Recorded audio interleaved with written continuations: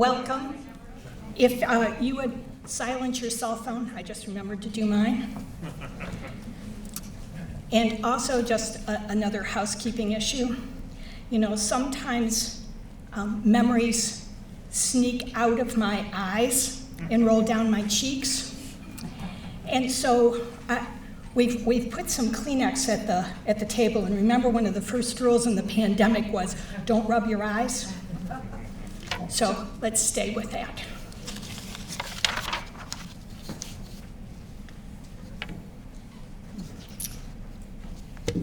Dr. Nina Irene McClelland, a woman of faith who generously used her time, talents, and treasure to benefit others, died on Sunday, August 16th, 2020, 5 days prior to her 91st birthday.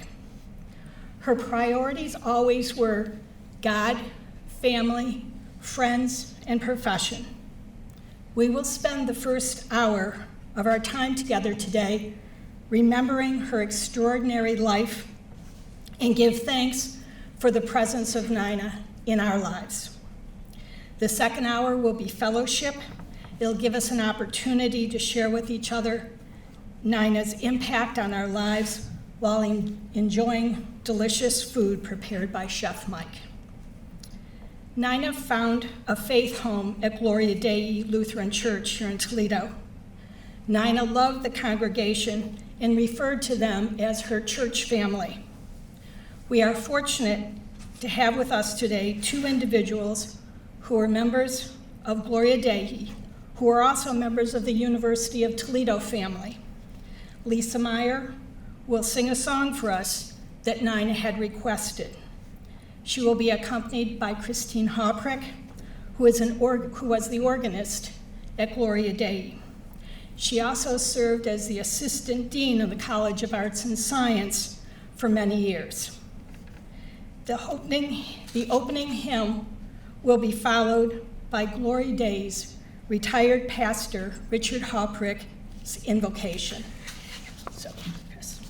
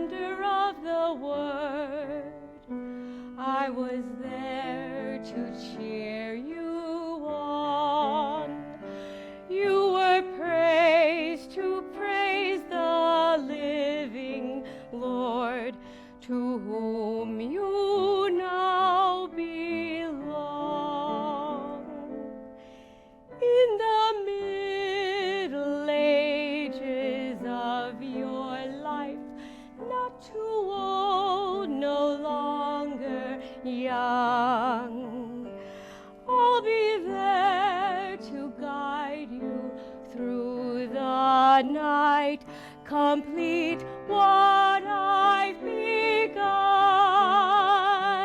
When the evening gently closes in and you shut your weary eyes, I'll be there as I have always been, with just one more surprise.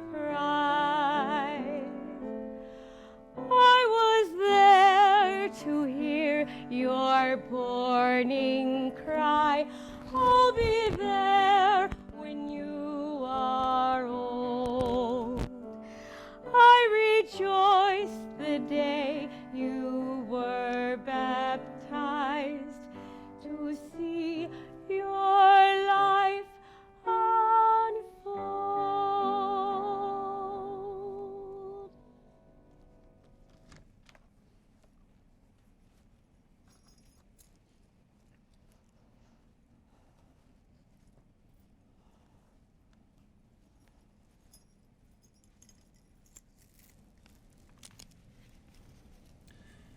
In the name of the Father, and of the Son, and of the Holy Spirit. Amen. Heavenly Father, we have gathered here today to remember the blessings you gave to us and to many others through the life of Nina. You graciously gave her many talents and an energy to use those gifts for the benefit of so many. Her friendship was important to us, and her work reached and improved the lives of many across the world. We give you thanks for her life and the blessings that came through Nina. In your love for her, you also gave her the gift of faith in your Son, Jesus Christ, and with that came a peace that surpassed all understanding. For her Christian life and faith, we give you thanks. May we find joy in our time of remembering Nina's full and meaningful life. We pray in the name of Jesus Christ. Amen.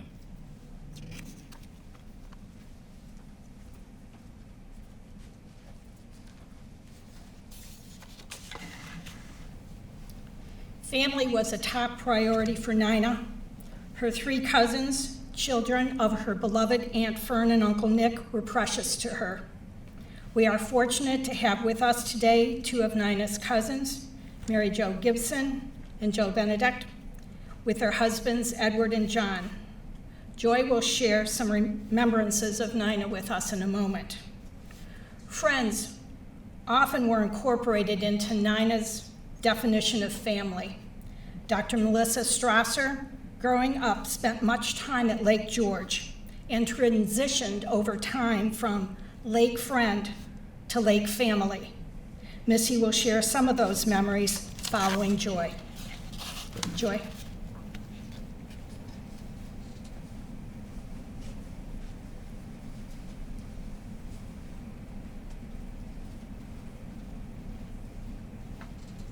Thank you, Kathy.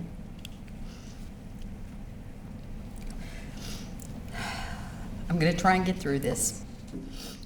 When Peg asked me to speak on behalf of the family, my initial thought is, where do I begin?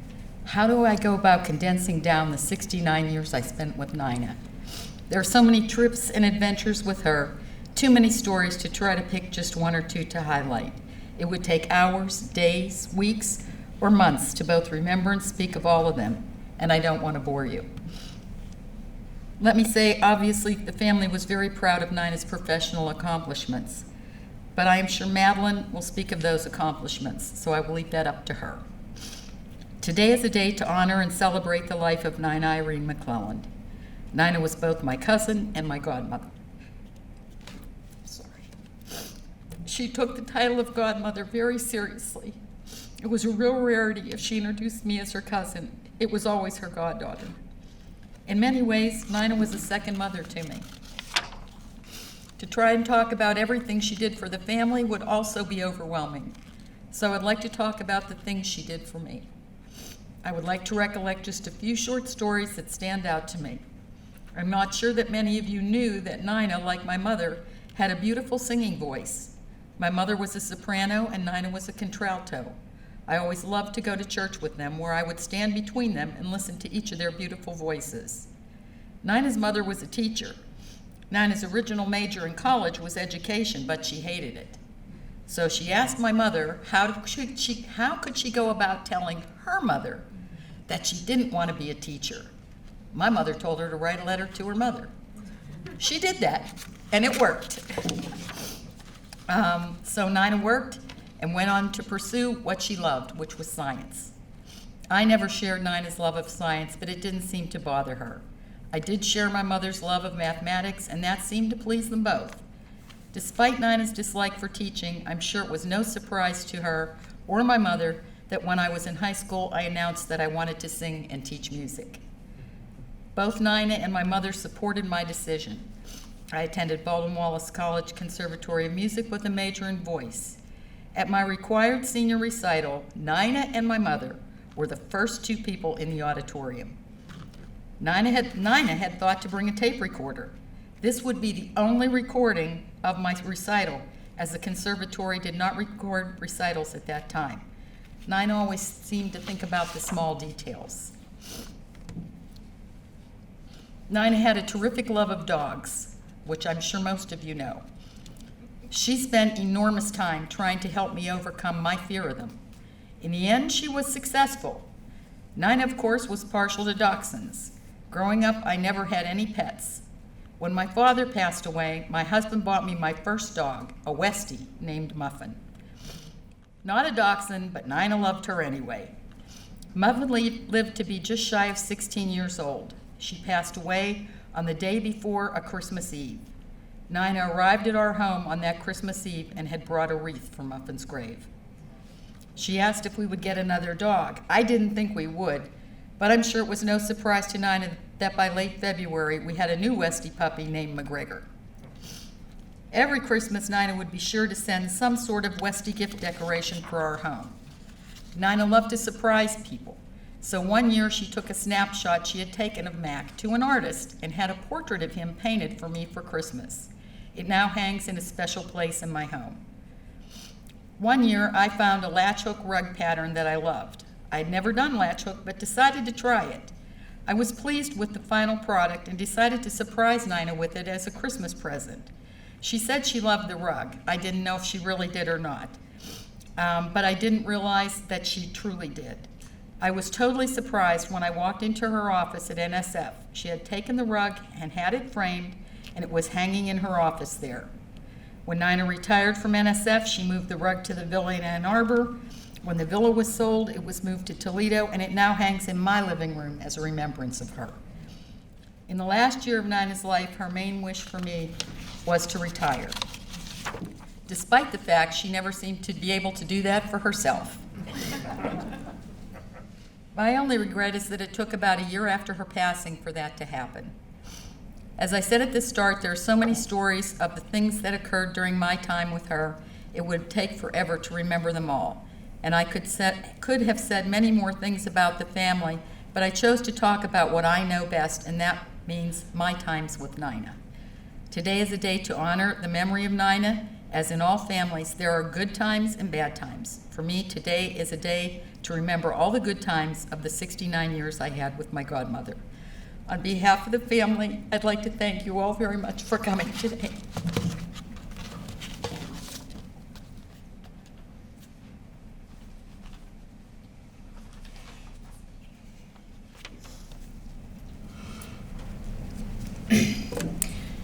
I didn't think I'd be nervous. I'm a little nervous. Unlike many of you here today, I really knew Nina from an entirely different perspective. Probably my first memory as a young child was when I was about 4. I was fortunate enough that my parents, grandparents, and my dad's whole side of the family had cottages on a little lake in Indiana directly west of here called Lake George. We spent several weeks there every summer. We were typical lake kids, swimming, fishing, running and jumping off everybody's docks, running through people's yards with no regards for their privacy, but fortunately, everybody accepts it at Lake George. There were 13 of us cousins, and I was amongst the youngest. Nina and Shorty were neighbors just 3 cottages down from my cousin's house. Running up and down the properties, diving off everybody's docks, filled our sunny days. Nina and Shorty enjoyed watching all of us. They were always friendly. They always invited us to come up to the house. They gave us pretzel rods and lemonade.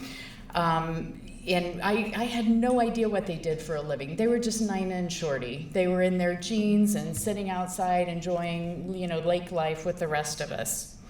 One of my cousins only recently realized after Nina died that she was a scientist. She thought she owned the pretzel company because for all those years we always had pretzel rods, and there were stacks of the boxes of pretzel rods in their house.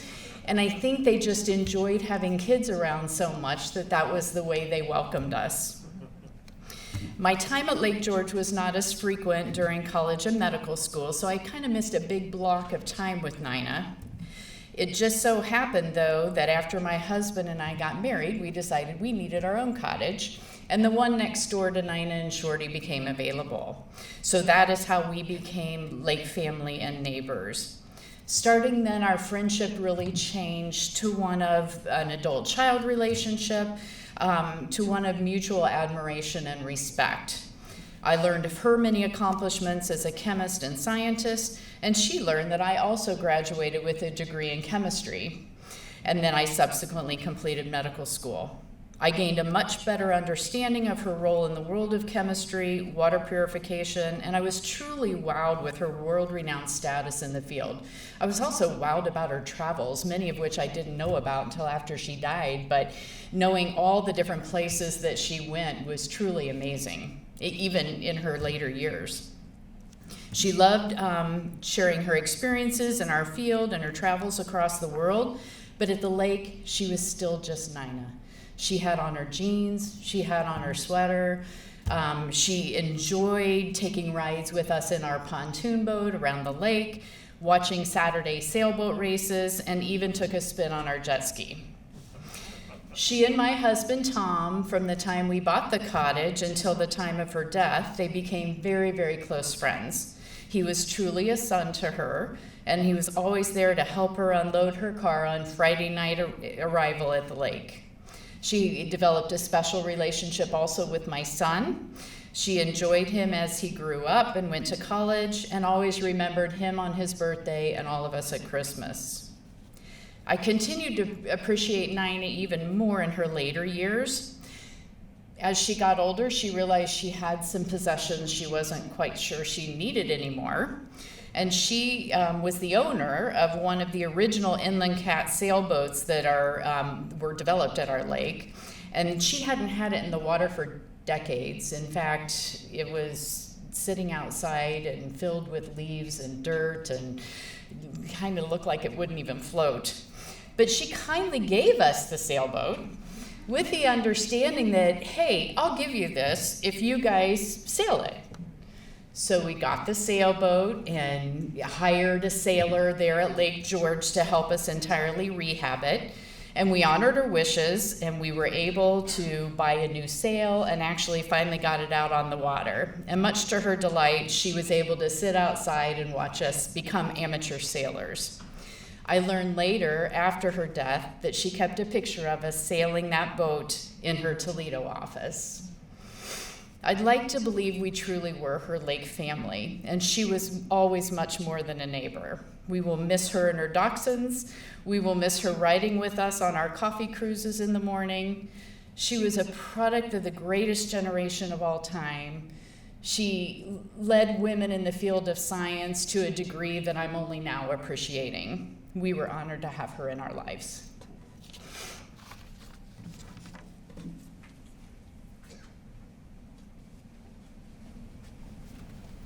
Thank you, Joy and Melissa. As we know, Nina was an accomplished woman with many successes in her life. And there was one area that Nina said she failed, as alluded to by Joy, and she failed miserably. That was retirement. I clearly remember when the then UToledo provost, Rosemary Haggett, went to Ann Arbor to try again to convince Nina to come to the University of Toledo as the interim dean of the College of Arts and Science. When Nina said yes, you would have thought that with all the excitement that Rosemary had, that Rosemary must have won the lottery. Well, in a way she did. Nina embraced the return to her alma mater and upped the pace for the rest of us. Headlines in the student newspaper proclaimed her answer to a faculty member's question of what to call her. Call me Nina. That's what she wanted. We are now going to hear about the professional impact of Nina from John Kirchhoff, Distinguished University Professor and Chair of Chemistry and Biochemistry, Assistant Professor Emmanuel Gonfrido. Together, they are co-founders of the Dr. Nina McClelland Laboratory for Water Chemistry and Environmental Analysis. We are also pleased to have with us Joanna Hinton, who will bring us some wonderful news from the American Chemical Society's Division of Business Development and Management.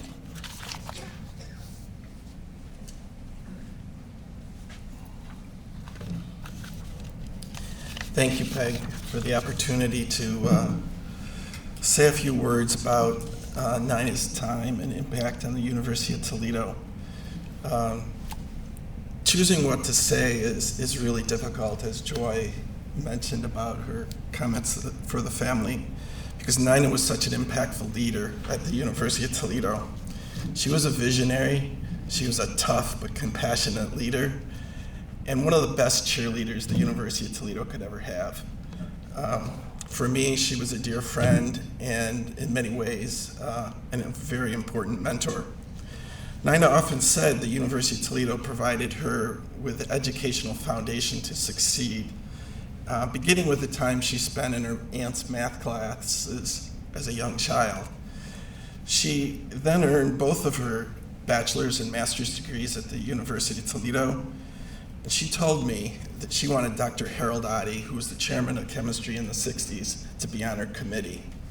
Her reason was he was tough. Nina embraced tough challenges. She really relished in those challenges.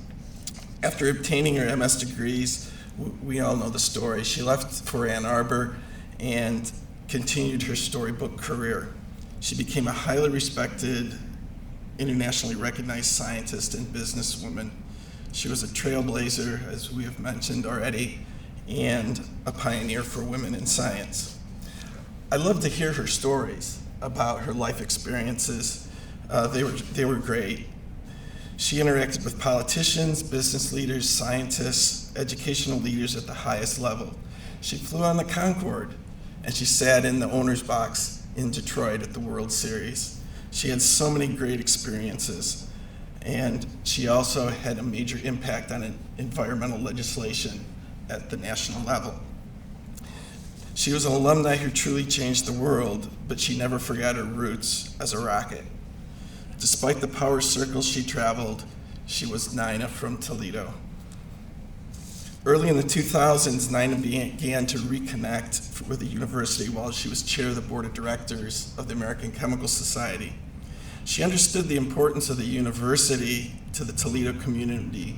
This is a university that launches bright, energetic young students into successful careers. She was one of those students and never forgot how the university shaped her career. She took a special interest in our undergraduate students, and especially the undergraduate student chapter of the American Chemical Society. She was their unofficial mentor and advisor. More importantly to her, they were her kids. Her favorite activity was arranging a time in her busy schedule to take the students to lunch at the national meeting so she could hear the latest news from Toledo. She helped create a sense of pride and desire for excellence in those students that had never been seen before. It's not surprising that the student chapter was routinely recognized year after year by the national office for their activity, and a lot of this was because of Nina's mentoring that she gave them. They were and still are her kids. After Nina's term as chair of the board of directors ended, she retired for the second time, as she said. Mary Morrison, Andy Jorgensen, and I met with Nina in Ann Arbor to try and understand or get some ideas how we could make chemistry at the University of Toledo become more visible on a national level. When our meeting was over, Nina was an adjunct professor in chemistry. I had volunteered to write a proposal to the Program Excellence program called Leaders of the Global Scientific Community. Actually, I think I was voluntold to write the proposal. Nina wanted us to think big, especially if she was going to be involved. The proposal was funded, and soon we were organizing visits, lunches, and banquets for local dignitaries and presentations for the head of the National Science Foundation, the National Institute of Standards and Technology, the American Chemical Society, the Royal Society of Chemistry, and President Bush's science advisor. The science advisor visit was pretty nerve-wracking for me. It was fun. It had extra security, it had advanced teams, and of course, peaceful protests. Pretty nerve-wracking, as I said, but it didn't faze Nina at all. This was right in her wheelhouse.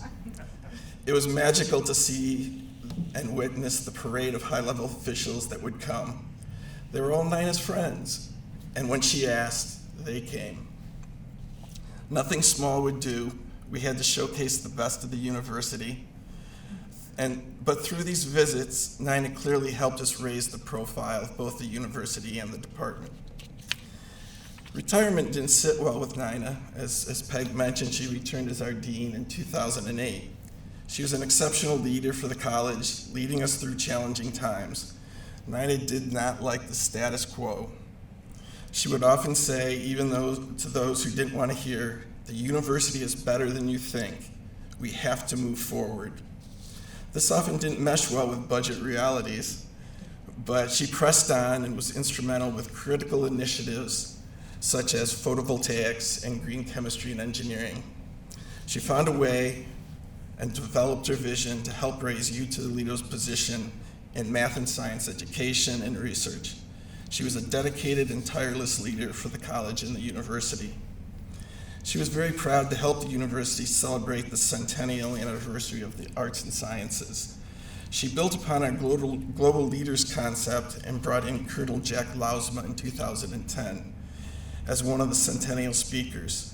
Colonel Lausma was an astronaut involved in 3 Apollo missions, the second crew of the Skylab, and commander of the 3rd Space Shuttle mission. And of course, he was Nina's friend. It was a great event. After Nina retired for the 3rd time, she remained active in the department. In 2015, the department was planning our centennial anniversary. The general theme revolved around green chemistry and the new school she helped create. I recall Nina bluntly saying to me, "Centennial celebrations are a big deal. You better do it right." In short order, Nina helped us secure John Warner as a centennial speaker and Paul Anastas to introduce him. For those of you who don't know, both John and Paul are 2 of the widely considered fathers of green chemistry. And of course, they were Nina's good friends. They spoke to a packed Dorman theater, and Nina would later smile and say to me, "That turned out pretty well, don't you think?" It made a big splash, and that's the way Nina liked it. More recently, Provost Bjorkman asked me to consider ways to honor Nina within the college. After discussing several options, we wrote a proposal for Nina's consideration to create the Dr. Nina McClelland Laboratory for Water Chemistry and Environmental Analysis. I gave the proposal to Nina for her review and later met her at her house. Her first reaction as I walked in was, "Are you one of those people?" As I cringed and tried to run for the door, unfortunately she had me cornered. She said, "What's this about clean water?" And then she schooled me for the next 10 minutes on the difference between clean water and safe water. You see, water can look clean, but it's not always safe. The proposal was quickly revised. Nina's water would be safe. She was honored by the idea and thought a lab dedicated to continue her lifelong work would be an excellent complement to the university's existing efforts and enhance the reputation in water research. This was an idea she had long championed at the university. We were thinking big, and she liked that. We had also just hired Dr. Manuela Gianfrido with expertise in environmental analysis.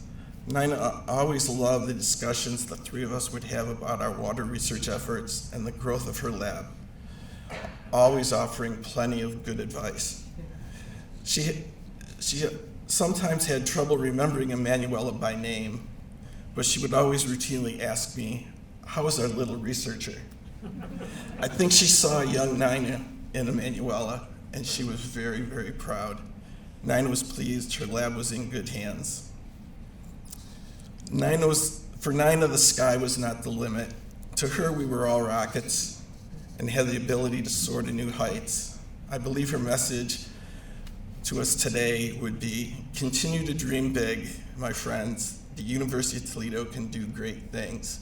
Her legacy is going to live on for a long, long time. Thank you, Nina. I'll turn it over to our little researcher. Another challenge by Nina. I don't know how I'm gonna do it, but I'm gonna try. Hi, everyone. So soon after I joined the University of Toledo, I started talking to Nina and John about the concept of this new lab. And this concept became reality on September 19th, 2019, with the dedication of the lab, when we all celebrated Nina, her achievement, and her career. The laboratory dedication ceremony was attended by many colleagues, friends, and family of Nina, including the current UT president at that time and 2 former presidents. So we believe Nana was very pleased about the turnout of the event, and we have beautiful pictures that witness her happiness. To continue Nana's legacy, the mission of the laboratory is to create and disseminate fundamental and applicable knowledge to address existing and emerging local, regional, and global environmental challenges. The laboratory focuses on discovery and the development of new technology and methodology to foster analytical advances to ensure safer water, and cleaner environment, and serve also as an interdisciplinary and collaborative teaching and research center leading to a more sustainable world. Since 2019, the Nana McClelland Laboratory for Water Chemistry and Environmental Analysis started making an appearance in the scientific community. And I'm proud to share that in the past 2 years, we were able to publish about 13 scientific papers, published in international journals, and our work has been featured in international scientific magazines, not only in the US, but also in Australia, Asia, and Europe. All of this wouldn't have been possible without Nina's vision and their hard work, but also it wouldn't have been possible without the hard work of our students that are here today to represent the lab. Please, guys, stand up. They are gonna hate me.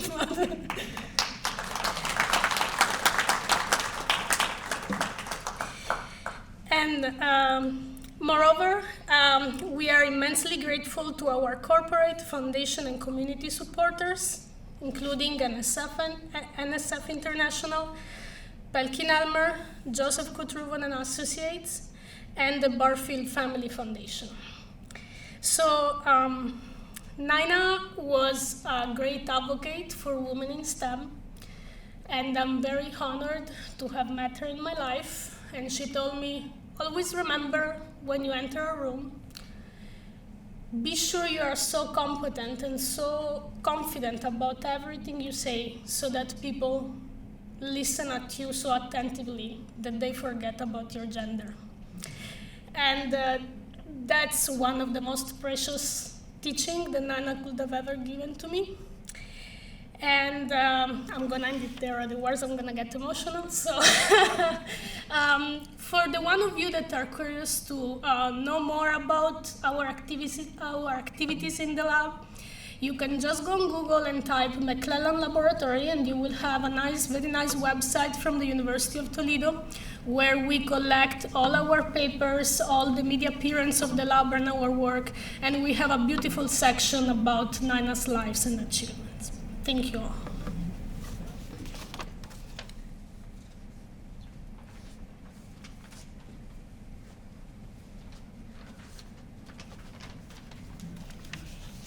Hello. I bring good news.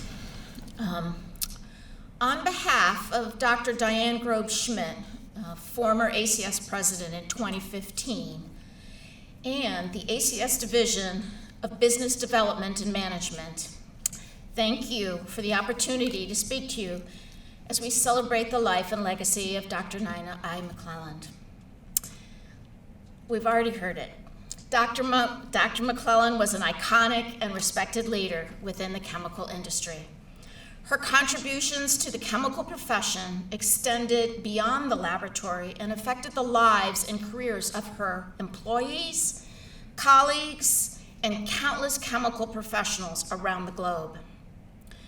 Dr. McClelland was an advocate and role model for chemists who transitioned from the laboratory and grew their careers as business leaders of the chemical enterprise.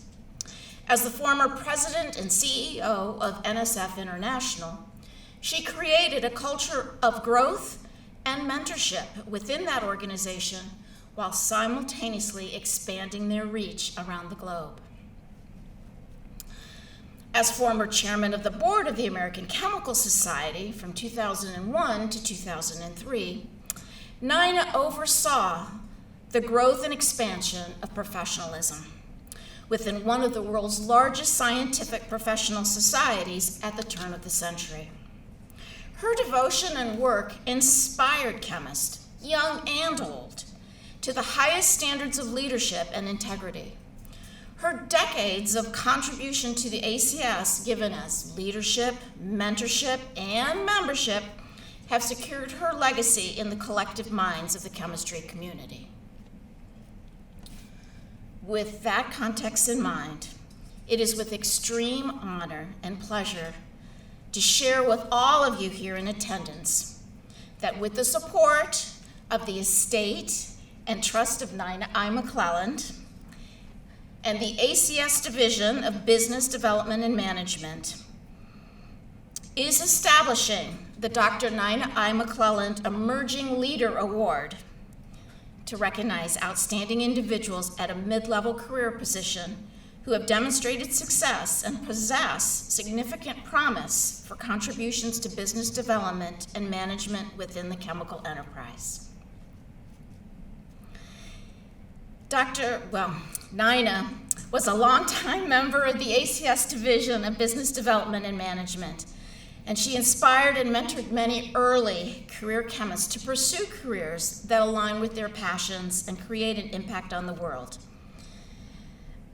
This division, Business Development and Management's hope is that this award, the Dr. Nina I. McClelland Emerging Leader Award, will be presented to the inaugural winner in 2022 and will serve as a lasting reminder of the impact Nina had on the professional growth of emerging leaders in the chemical industry and will aid us in recognizing the excellence and leadership that its namesake exemplified. Thank you again on behalf of Dr. Diane Grove-Schmidt and the ACS Division of Business Development and Management.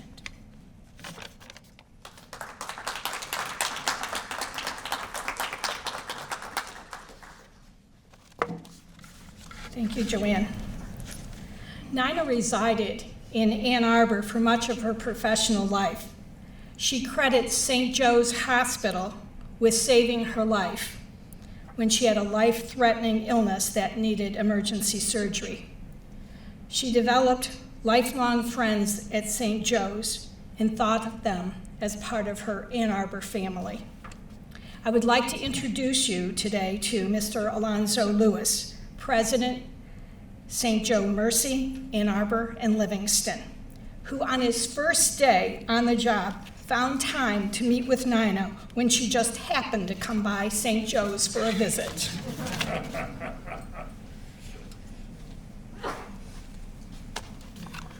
Well, thank you so much, Peg, for that introduction. I have the honor of serving as president of St. Joseph Mercy Ann Arbor and Livingston Hospitals, where Dr. McClelland was a leader, a supporter, and had many, many friends. Thank you so much for allowing me to say a few words on behalf of St. Joe's, Sister Evangelise, and our colleagues to honor Dr. McClelland and all that she means to us in our hospital. I had the honor of meeting Dr. McClelland only once, but her legacy at St. Joe's is something that I get to see every day. And not just because our boardroom down the hall from my office bears her name. It is because she was the type of person for whom a boardroom would be named. When I think of what makes a person like Dr. McClelland stand out, it is because she had the constant, palpable, and inspiring drive toward the greater good. This is something you all know here at the University of Toledo. It is evident in the Dr. Nina McClelland Laboratory for Water Chemistry and Environmental Analysis. And it is evident in the lives of the students she has taught and the impact they continue to have on people and our planet. Dr. McClelland's legacy at St. Joe's also runs deep. She truly cared about the health of individuals and our community. Throughout her long history with St. Joe's, Dr. McClelland contributed to the hospital's success in a number of ways. In her tenure as board member from 1987 to 1996, including serving as chair of our board. Through her service on our Development Council's Executive Committee and as chair of the Annual Giving Committee, where she was among one of the most outstanding phone-a-thon volunteers. Who could say no when Nina asked? And she was a steadfast ambassador, advocate, and partner. Dr. McClelland's drive to help build relationships between organizations was evident in efforts to develop a partnership between St. Joe's and the University of Toledo. Our affiliation with the medical school remains strong to this day. Dr. McClelland also consistently supported the hospital through her philanthropic giving for 5 decades. In most recent years, this included her leadership gift to support our Life is Remarkable campaign, which funded the renewal and expansion of our Robert H. and Judy Dow Alexander Cancer Center and the Innovation Endowment Fund. Dr. McClelland's gift continues to make an impact on our robust research program, our ability to ensure patients have local access to national clinical trials and emerging treatments, and as an investment in the future of our cancer care program. Dr. McClelland also made a significant commitment to name our Levon Shorty Whitting Perinatal Wellness Center.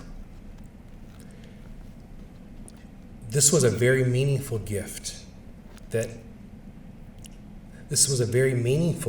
named gift that Dr. McClelland made in honor of one of her closest friends, Shorty, who dedicated her career as a nurse for caring for infants, children, and families in Toledo. Most of you here today won't be surprised that the scientist in Nina was ever present during this time. And before she chose to support the Perinatal Wellness Center, she talked with our St. Joseph Mercy physicians, our program directors, and our executives.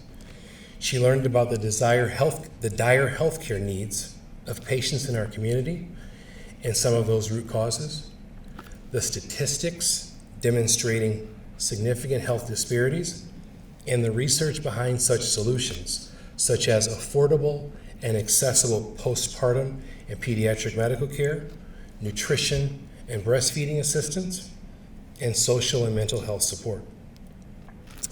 Dr. McClelland chose to support a project that combines medical and social sciences to improve the health of our community.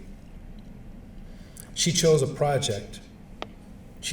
to support a project that Ms. Whitting would have valued and that would celebrate her life's work. Thanks to Dr. McClelland's commitment, the Levon Shorty Whitting Perinatal Wellness Center and our first phase of services are scheduled to open this January to help improve the health and the lives of underserved mothers and babies. Dr. McClelland's insightful support for this project, her ongoing philanthropic giving, and her commitment as a volunteer leader will have a lasting impact. We are honored to have known Dr. McClelland.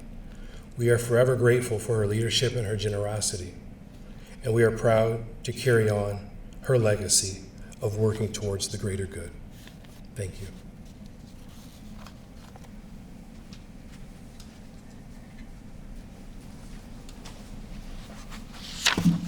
Thank you, Mr. Lewis. I think that's a side of Nina we didn't all know.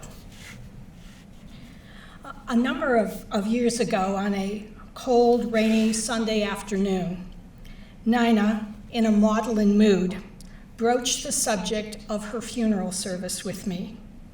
You must recognize that Nina didn't want to discuss death. She had no interest in death. She had too much to do. That said, she wanted me to write down that one person, and one person only, was to deliver her eulogy. That person was Madeline Jacobs. Like Nina, The American Chemical Society runs deep in the veins of Madeline Jacobs. She began her career at ACS as a reporter for Chemical and Engineering News. Later, she served as the managing editor and editor-in-chief of the publication. Ultimately, she served ACS as executive director and chief executive officer for 10 years. I'm sure Madeline will share some wonderful memories about our friend Nina.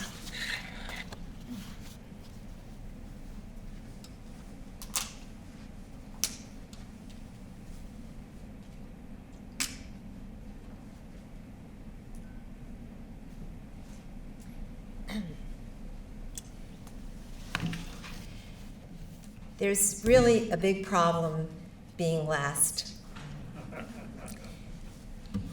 Everything's been said, but not everyone has said it. And it falls to me to kind of perhaps weave together all of the wonderful tributes that you've heard here today about our dear friend, Nina McClelland. It's really an honor to be asked to give Nina's eulogy, and it's very daunting. I mean, I'm not here because I knew Nina as long as her friends and family, or because I knew her the most intimately. I'm here because I couldn't say no. Does that sound familiar? You've heard that a few times. In one of our telephone conversations about a year before she died, Nina asked me if I would deliver her eulogy, and I protested that, Nina, you're not going to die. You've got so many things you've got to do. You've heard that. But she insisted on an answer. And when Nina asks you to do something, you do not say no. And then Peg called and said, do you remember that conversation with Nina? And I said, I do. It's an honor to try to do this because Nina was one of a kind. Many people I know, and the program refers to her as a force of nature, and that is absolutely true. As Bill Carroll, who was a president of the American Chemical Society and was involved in the American Chemical Society because of Nina, told me, Nina was a force of nature, and nature misses her. Another longtime ACS staff member said to me this summer, Nina was a force of nature, and when she was on your side, it was great. He didn't finish the rest of that. But perhaps we need a definition. What actually is a force of nature? In the natural world, it's a phenomenon outside human control, like a strong tornado, a hurricane, torrential rains. But when we speak of a person who is a force of nature, we mean someone whose energy and determination make them hard to oppose. Bill Carroll said it this way, when Nina was in, she was all in. And if you were not all in with her, you were all in the way.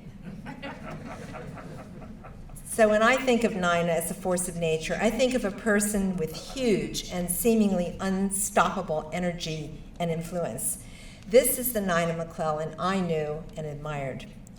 And that's why speaking last, delivering this eulogy, is a daunting task because it's so difficult to pay full tribute to her. If you're lucky, you have Peg Turband, who provides you with a wealth of information about Nina that I could not possibly know. And I have drawn heavily on that. And I thank you, Peg, and everyone thanks you here for putting this all together and for all you did for Nina throughout the years that you knew her. And we really could not be here today if it weren't for all of your energy and dedication. So thank you so much.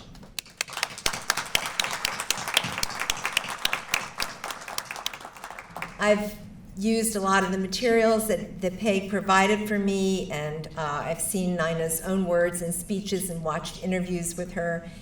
There's a wonderful video interview with her that was done just a few years ago in which she talks about the influence of the American Chemical Society. There were many people from the American Chemical Society who knew Nina well and shared their stories with me, but if there are any errors in what I say or the chronology that I paint, it's my fault. It's just completely my fault. And as Peg and others said, Nina's life priorities were God, family, and friends. She never wavered in those priorities, even at the end of her life. And with that in mind, I'm going to make an effort to paint this portrait, to weave together the threads of some of the things that you've said and some additional things of a truly remarkable woman.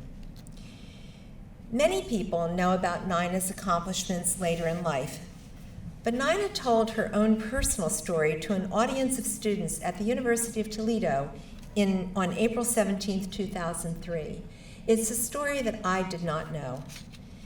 On August 21st, 1929, about a month before the stock market crashed and ushered in the Great Depression, a Columbus, Ohio man was so disappointed that his wife had given birth to a girl rather than a boy that he gave his wife an ultimatum: give her up for adoption or I'm leaving.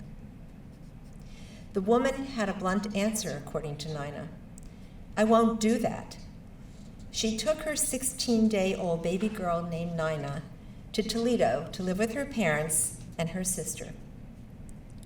Nina was raised by 4 loving adults: her mother, Lillian Welker McClelland, Lillian's father and mother, and her mother's beloved sister, Anne Fern. The University of Toledo played a critical role in Nina's life.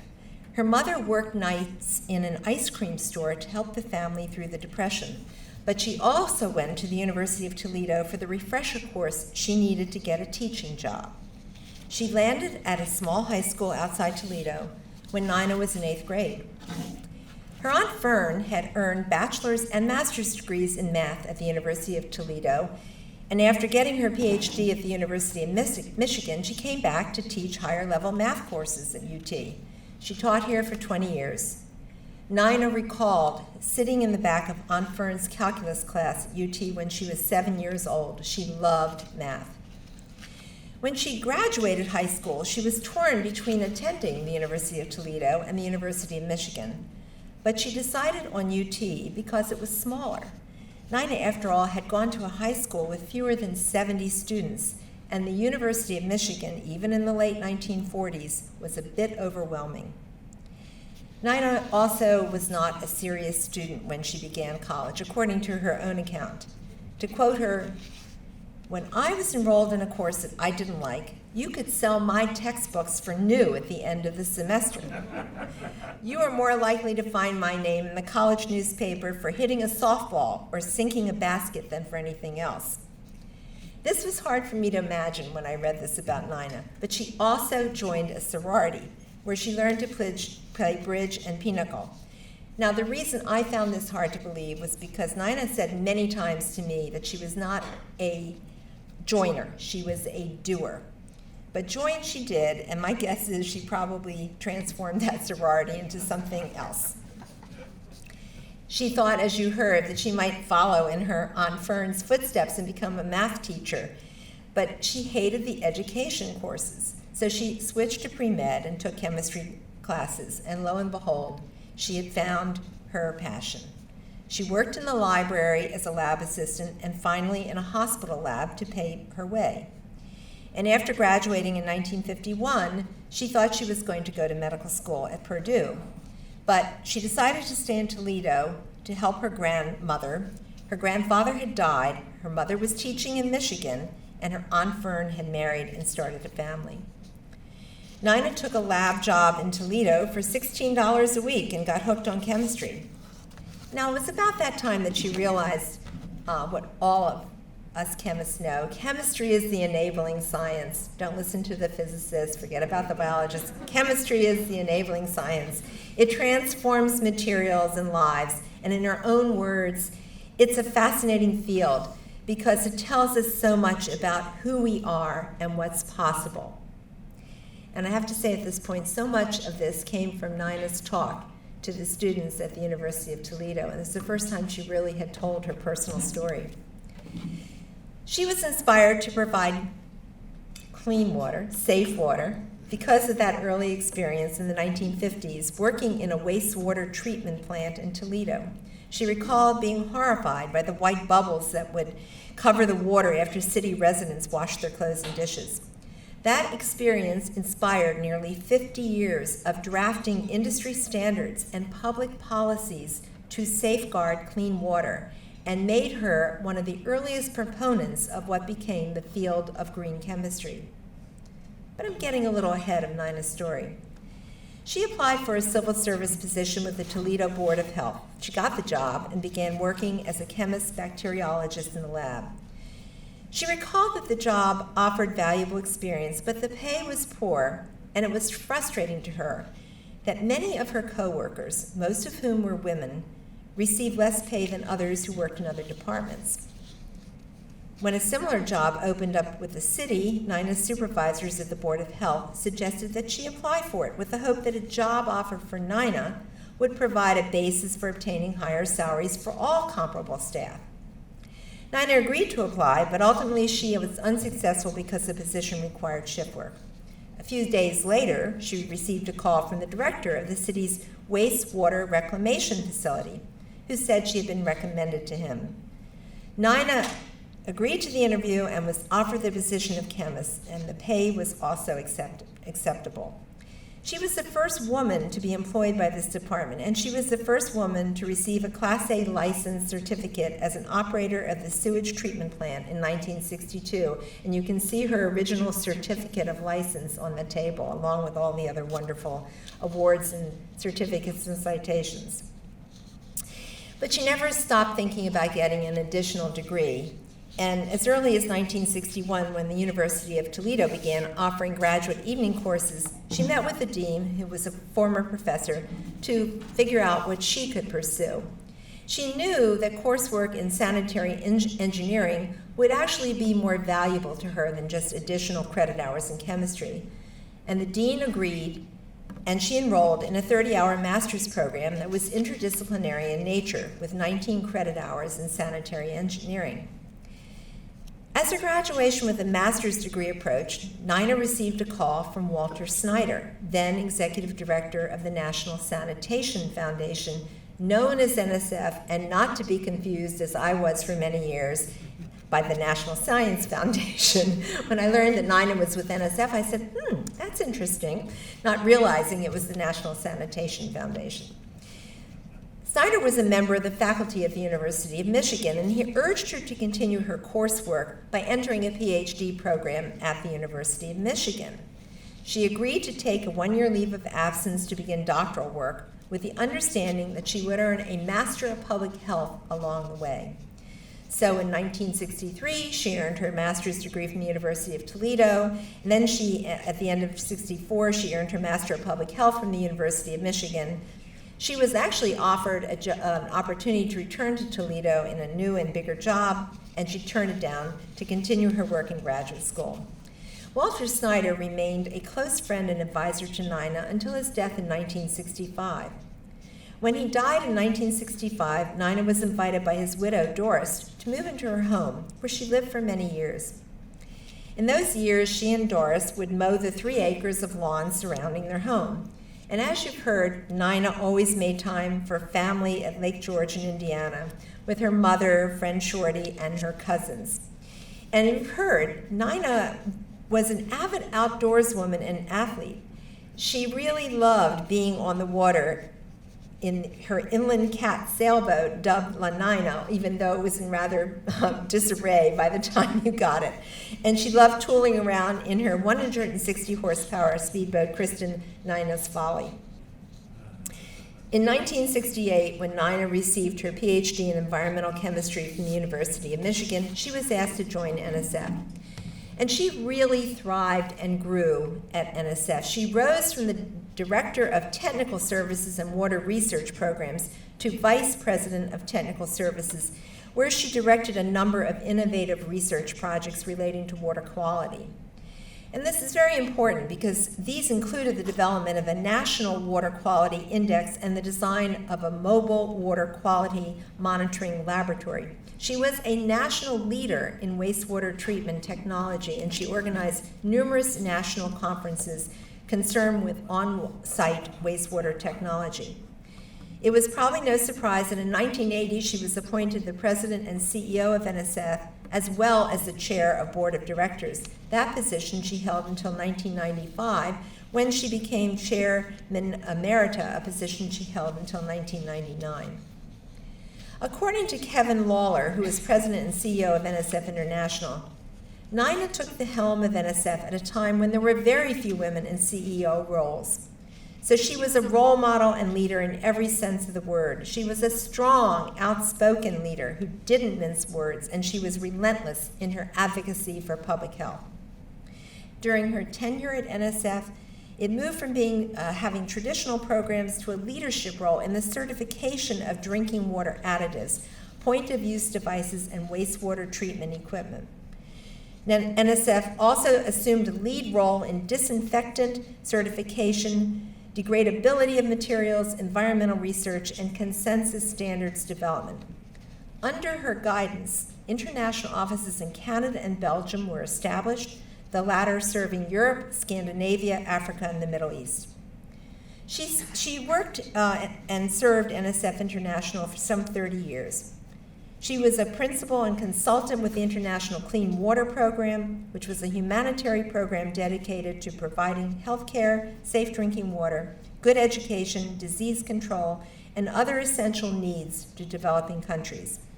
She served on the National Academy of Sciences Committee on Water Treatment Chemicals and for 3 terms on the Environmental Protection Agency's National Drinking Water Advisory Council.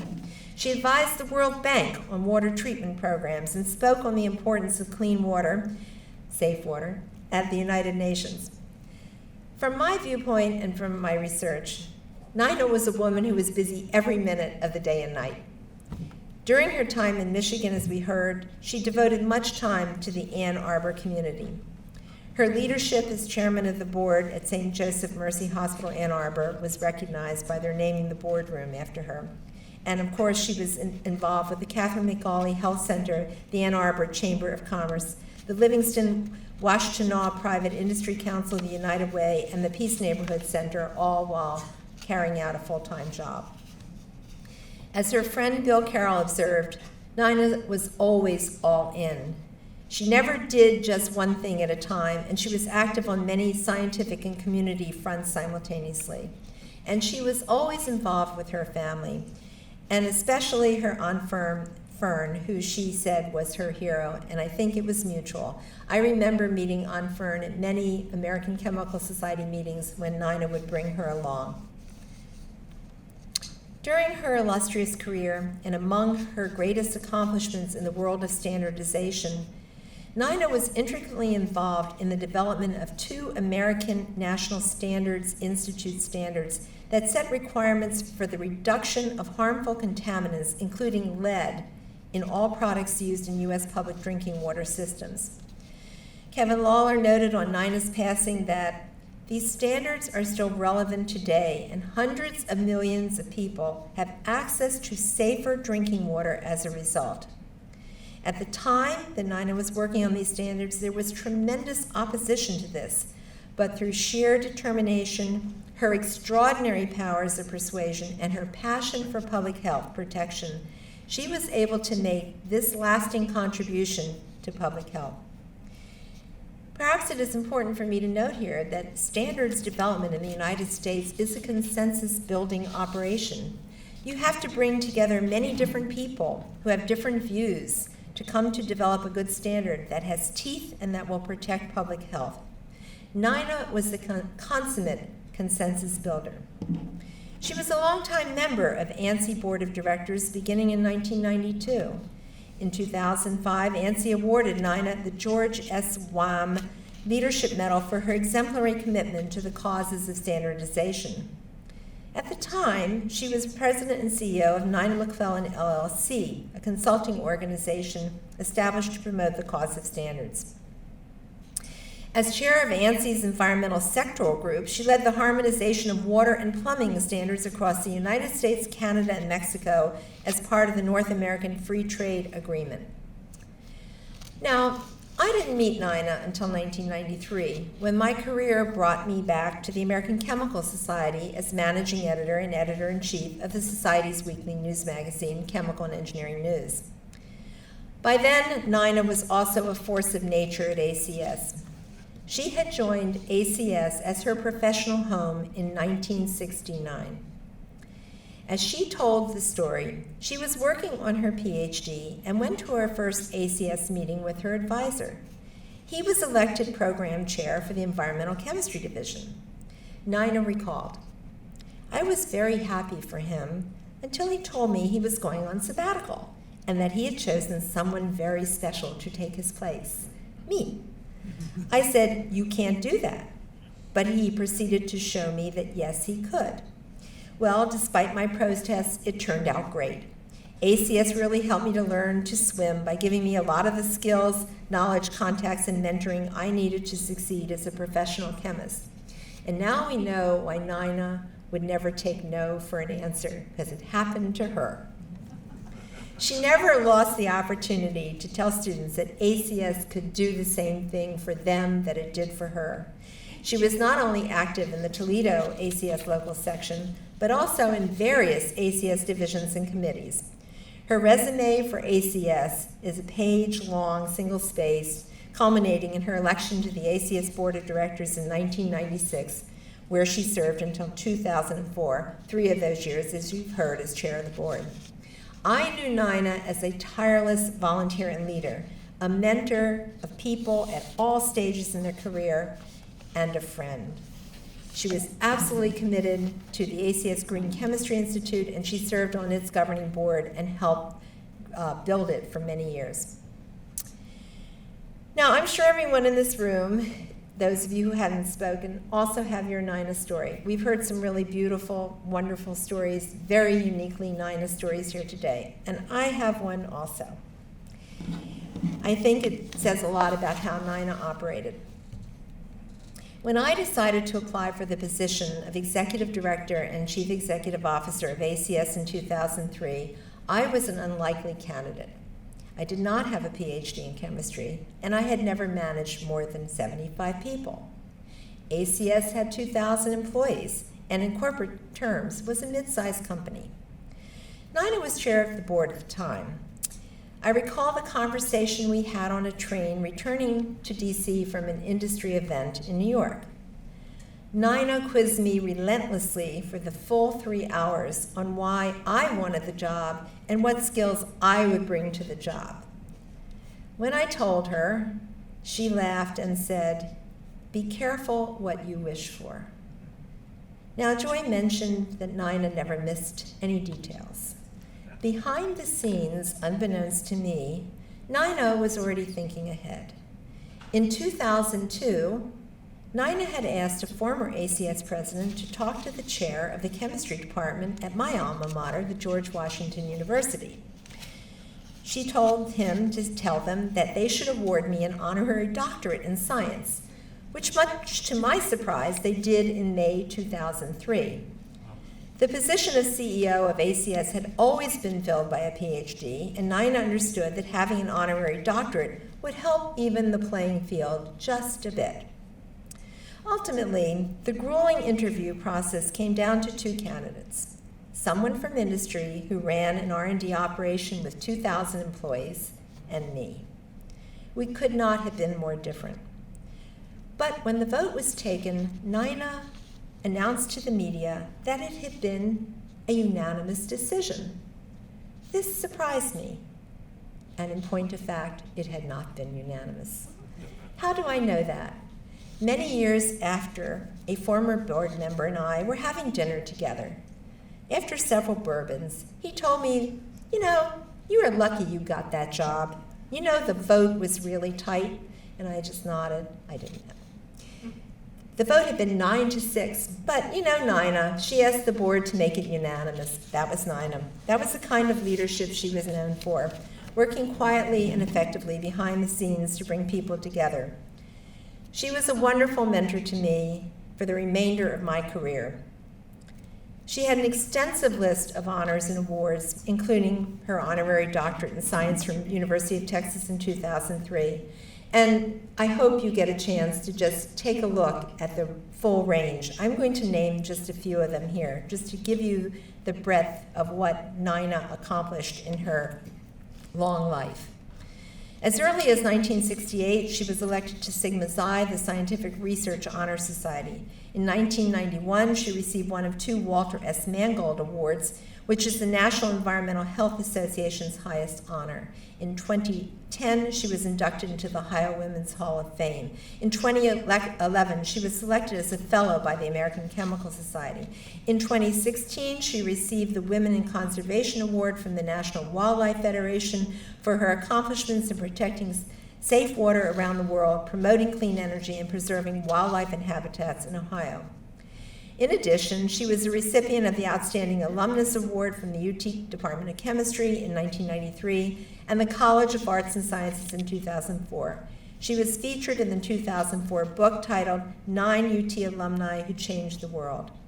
Nina also received the university's Gold T Award, the highest honor given to UT alumni, in 2014, and the University Women's Commission's Alice H. Skeens Outstanding Woman Award in 2017. She was recognized as a legend of environmental chemistry by the ACS Division of Environmental Chemistry. She was given the key to the city of Toledo in 2017, and she received the ACS Henry Hill Award for professional service in 2017. Well, you've heard several people say this. Nina often told people that she had flunked retirement several times. When she was in her 70s, Nina returned here to the University of Toledo in 2003, and you've certainly heard what she was able to accomplish in the time that she was both an adjunct professor and dean of the College of Arts and Sciences. She retired from the university in 2011 after working in the office of the provost. The dean emerita and professor emerita also served as executive in residence in the College of Business and Innovation. By returning to be a part of UT, Nina came full circle, spending the remainder of her life in Toledo and continuing to help anyone who needed advice. In November 2019, the University of Toledo dedicated its Dr. Nina McClelland Laboratory for Water Chemistry and Environmental Analysis. Nina attended the dedication, and local television coverage shows her smiling face as she got a tour. You've heard about this laboratory. It's just one of the many legacies of Nina McClelland. But other legacies come from her continuing generosity. Throughout her life, as you've heard, she provided funds to many organizations, including the University of Michigan College of Medicine and the University of Toledo. She has a Mass Scholarship to honor her Aunt Fern Mervos and the laboratory here. She also established a World Language Scholarship to honor her mother, Lillian McClelland, at the Saline Area Schools in Saline, Michigan. She gave generously to St. Joseph Mercy Hospital to construct a perinatal wellness center to honor her longtime friend, Levon Shorty Whitting. As she donated to the hospital's Robert H. and Judy Dell Alexander Cancer Center Innovation Endowment Fund. She donated funds to revitalize the chapel of Zion Evangelical Lutheran Church. At the University of Michigan, she established the McClelland-Schwenk Mentorship Fund in the College of Medicine. And of course, she gave to the American Chemical Society, most recently to provide Nina I. McClelland, PhD, travel awards for undergraduate and graduate students to attend conferences and training important to their education in green chemistry and principles. Well, in wrapping up this imperfect summary of Nina's lifetime in the service of others, I'll just offer these final thoughts. Nina exemplified grit, fearlessness, honesty, energy, and determination. At the same time, she was kind, sensitive, and caring. Her commitment to excellence was remarkable. Her insights and wise counsel were sought after. She inspired many people, colleagues and students alike, to pursue success, not to enrich their personal fortunes, but to serve as role models for others. Nina was all about giving people opportunities and encouraging them to seize them. She was one of a number of strong women from her generation, people like Mary Good and Helen Free, who spoke the truth and challenged complacency. Nina was always challenging people, and she sometimes shook her finger to make a point. It was always straightforward and in good humor. She was trailblazing and at times, says one colleague, bulldozing. ACS General Counsel and Secretary Flint Lewis worked with Nina, and when I asked him to provide a few words, he said, "I would just note how unfailingly loyal and supportive she was to her friends. She was very supportive of me for secretary 20 years ago and pushed hard to build support for me on the board. She excelled at bringing people together and tried to combine all the people who were part of her network of friends and colleagues. She set up numerous meetings between leaders at ACS and other organizations and leaders she had encountered through her personal and professional career. She saw the potential for mutual benefit between us. If the ability to see the world in terms of connections and alignment is a key sign of intelligence, Nina was the absolute genius." No tribute to Nina would be complete without mentioning her beloved Dachshunds. A dear friend and colleague of Nina's, Denise Creed, shared this story with me. Years ago, the ACS Committee on Divisional Activities always held a dinner on Saturday at the ACS National Meeting. It was aptly named the Dog Dinner, Divisional Officers Group. Now, whether Nina gave the dinner that name, I've always thought she should have. The big honor of the night was to be named Top Dog, and for sure Nina was our top dog always. You always knew when Nina was on a conference call because there were at least 4, maybe 8 extra legs on the call. And you knew that because they would bark anytime she was not giving them her complete attention, Nina chose the perfect dog breed for her, as they are devoted and loyal to their owners, just like she was a devoted and loyal friend, colleague, and mentor to all of us lucky enough to know her. She was clever, lively, and courageous, just like the breed she chose as her companion. Gifts were easy to find for Nina. As long as it was related to Dachshunds, she was thrilled. Nina never stopped mentoring people or trying to connect people together, even when she was ill. And she had advice for the next generation of students who owe her a huge debt of gratitude.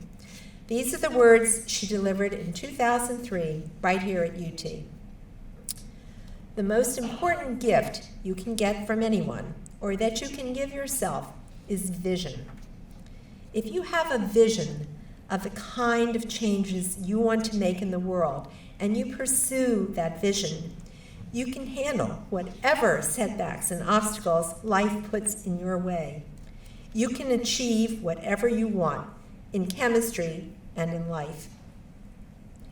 Nina was a treasure to all of us who had the privilege of knowing her. She worked her entire life to create a vision of a better world, and she succeeded in creating a legacy both formidable and lasting. She will long be remembered affectionately by her friends for her generosity and service. Thank you.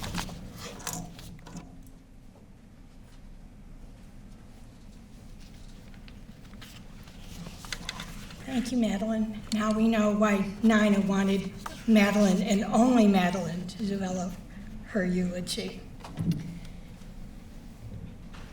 Nina had a cross on her nightstand in her bedroom. On it was a quote from Irma Bombeck, you know, that generation. "When I stand before God at the end of my life, I hope that I would not have a single bit of talent left and could say, 'I used everything you gave me.' I think you will agree with me that Nina was a good steward of her talents and treasures." We will close this portion of the memorial service with the hymn, "Go My Children, with My Blessing."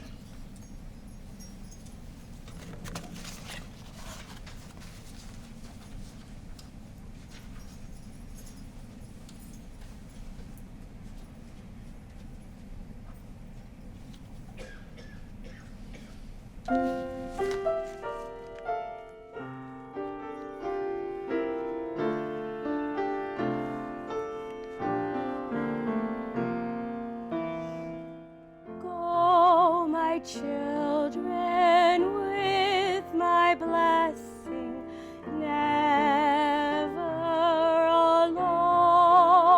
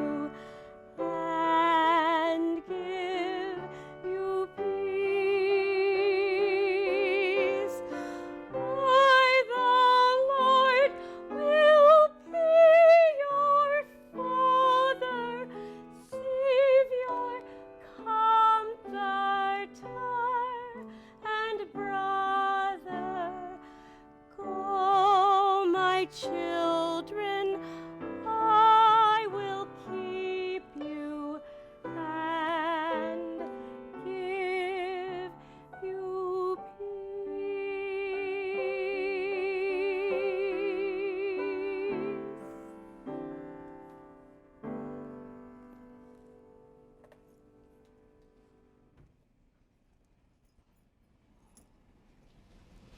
Thank you, Lisa. And I always loved your voice in church. Before we go and enjoy the food that Chef Mike has prepared, I want to recognize a few individuals that took special care of Nina during her last years. Yvonne Lawrence, who gave Nina loving care, often around the clock. There were Joanna Hinton, who was the Wednesday grocery shopper. Edith Kippenham and Brenda Snyder, who brought dinner every Monday evening and were Nina's unofficial tech support when she couldn't get her TV to work. During these most unprecedented times, Mary Jo and Joy were on speed dial and called in often to check on Nina, and that was so important to her. I also want to recognize Sarah Mauk, who's with us here. She is a university archivist who's been working on some of Nina's collections and is here today to learn more about Nina. And also thanking the University of Toledo Office of Donor Engagement and the Office of Special Events. Thank you for all your help, and for the University Department of Communication. Soon you will hear from pianist Justin Murray, who has been waiting patiently for us. Justin is a student at the University of Toledo. Tom Trumbull has put up the slideshow that will be on the three screens here that will give us pictures of Nina's life and some of the exciting times. So I was kind of jealous. Alan Alda. She was with Alan Alda. But anyway, so please enjoy the food and the fellowship, and thank you all for coming.